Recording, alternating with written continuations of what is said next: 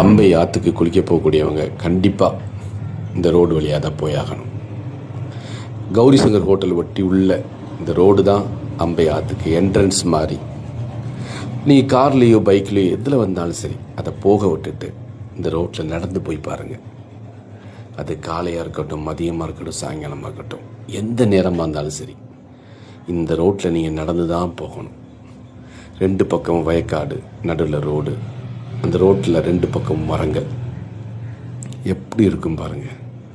ஒவ்வொரு மரமும் நம்மளை கட்டி தழுவி ஆற தழுவி வழி அனுப்பி வைக்கும்.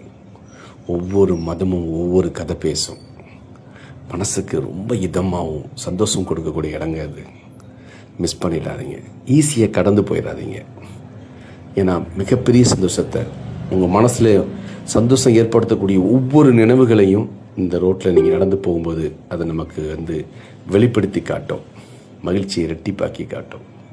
அவ்வளோ அற்புதமான இடம்.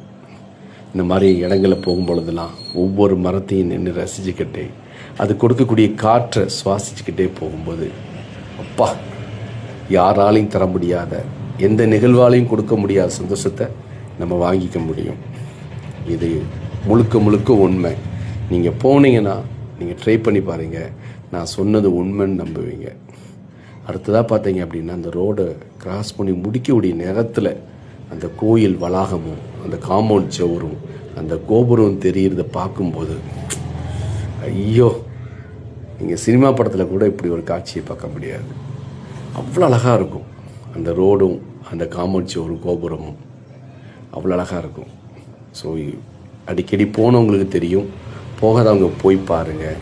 கண்டிப்பாக இந்த பயணம் உங்களுக்கு மகிழ்ச்சியை தரும். 100% உண்மை.